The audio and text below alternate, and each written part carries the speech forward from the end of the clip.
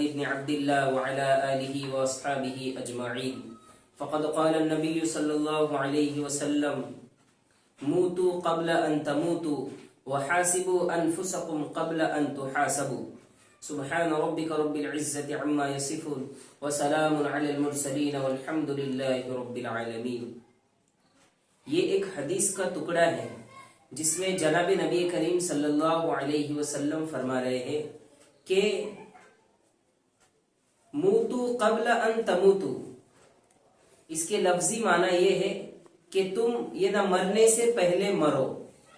وحاسبوا انفسکم قبل ان تحاسبوا، کہ ایسا وقت آ جائے کہ تمہارا حساب لیا جائے، اس سے پہلے تم اپنا حساب لے لو.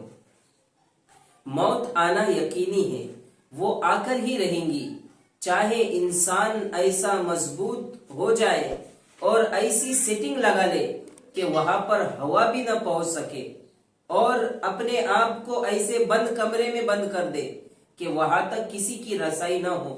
ایسے مکان میں بھی اس کو موت آ کر رہیں گی.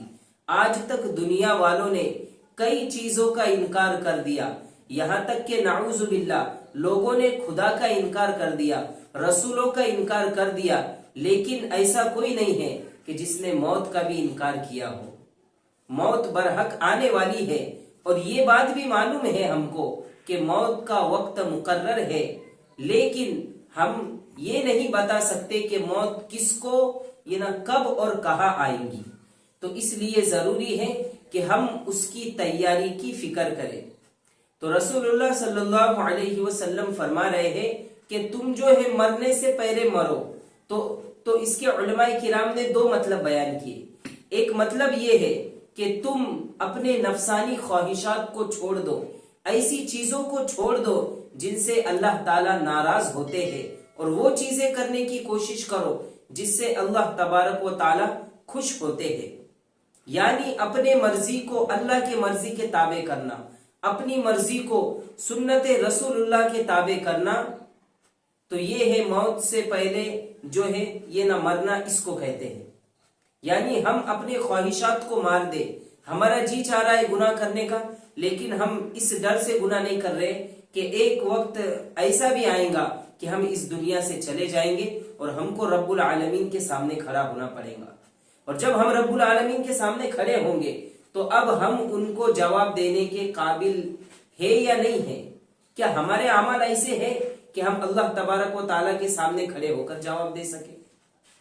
اور دوسرا مطلب علماء کرام نے یہ بیان کیا ہے کہ مرنے سے پہلے مرو کا دوسرا مطلب یہ ہے کہ ہم روزانہ موت کو یاد کریں.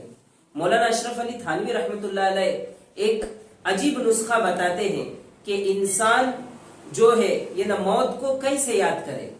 فرماتے ہیں کہ انسان ایک جگہ تنہائی میں بیٹھ جائے اور جو ہے اکیلا ہو کر بیٹھ جائے، اور تھوڑی دیر کے لیے وہ سوچے کہ اسی وقت اس کا انتقال ہو گیا.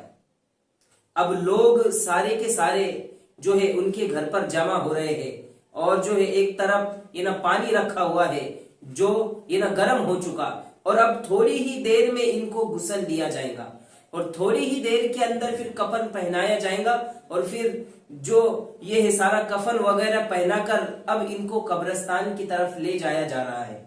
اور جیسے قبرستان کی طرف لے کر چلے گئے تو اب ان کے دفن کی جو ہے تیاریاں ہو رہی ہے، اور لوگ جو ہے منو مٹی ان کے قبر پر ڈال رہے ہیں، اور جو ہے ڈال کر سارے لوگ چلے گئے.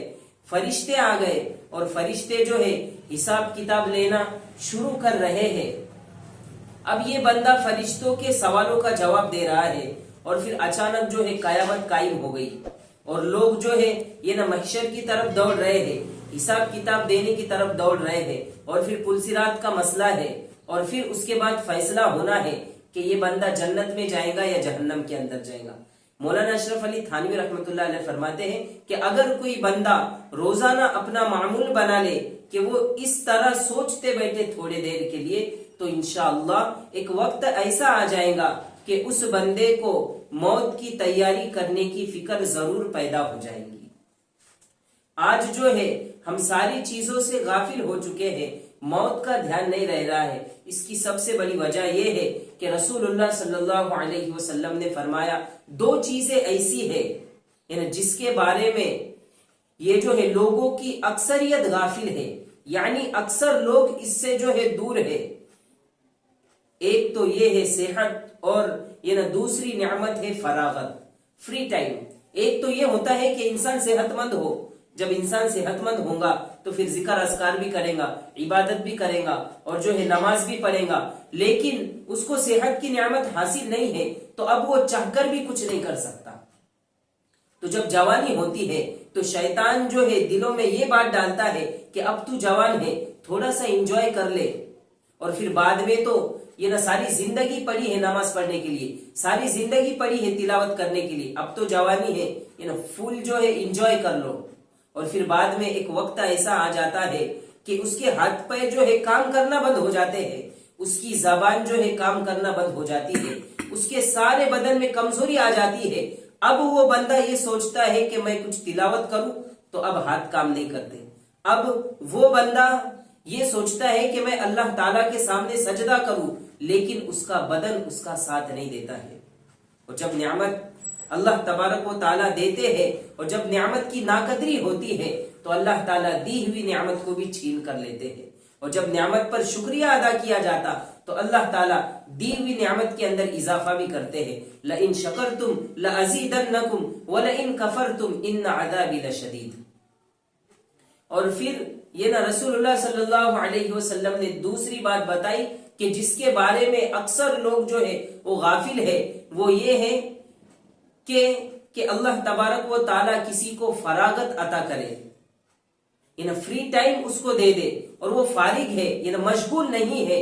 اب اگر وہ نیکی نہیں کرتا ہے تو اب وہ اللہ تعالیٰ کی دی ہوئی نعمت کی ناشکری کر رہا ہے۔ ایک نعمت ہے فراغت کا ملنا، ایک نعمت ہے کہ انسان کا مشغول نہ ہونا، اب اگر وہ اس کو نیکی کے کاموں کے اندر نہیں لگا رہا ہے تو وہ اللہ تعالیٰ کی دی ہوئی نعمت کا جو ہے ناشکری کر رہا ہے۔ تو رسول اللہ صلی اللہ علیہ وسلم فرماتے کہ یہ دو نعمتیں ایسی ہیں جن کے بارے میں لوگوں کی اکثریت جو ہے غافل ہے۔ یہی وجہ ہے کہ یہ دو نعمتوں سے غافل ہونے کی وجہ سے ہم جو ہے اپنی موت سے بھی غافل ہو جاتے، اس لیے کہ بندہ سوچتا ہے کہ بس اب میری جوانی ہے، مجھ کو انجوائے کرنا ہے اور پھر بعد میں دیکھا جائے گا، اور پھر جب فارغ وقت رہتا اس وقت بھی یہی سوچتا ہے کہ بعد میں کر لیں گے، اور پھر اسی چکر کے اندر ساری زندگی ختم ہو جاتی، اسی چکر میں صحت بھی ختم ہو جاتی، اسی چکر کے اندر وہ بندہ ایسا مشغول ہو جاتا کہ اب نیکی کرنے کے لیے اس کے پاس کوئی وقت باقی نہیں رہتا۔ اب وہ بندہ جو ہے پچھتاوے کا اس کو سامنا کرنا پڑتا ہے۔ اس لیے ہمارے لیے ضروری ہے کہ ہم جو ہے موت آنے سے پہلے موت کی تیاری کریں، اور رسول اللہ صلی اللہ علیہ وسلم کا فرمان تو ابھی ہم نے سن لیا کہ موتو ان تموتو، کہ تم اپنے موت سے پہلے مرو، وحاسبوا انفسکم قبل ان تحاسبوا، کہ ایسا وقت آئے کہ تمہارا حساب لیا جائے اس سے پہلے تم اپنے زندگی کا حساب لو۔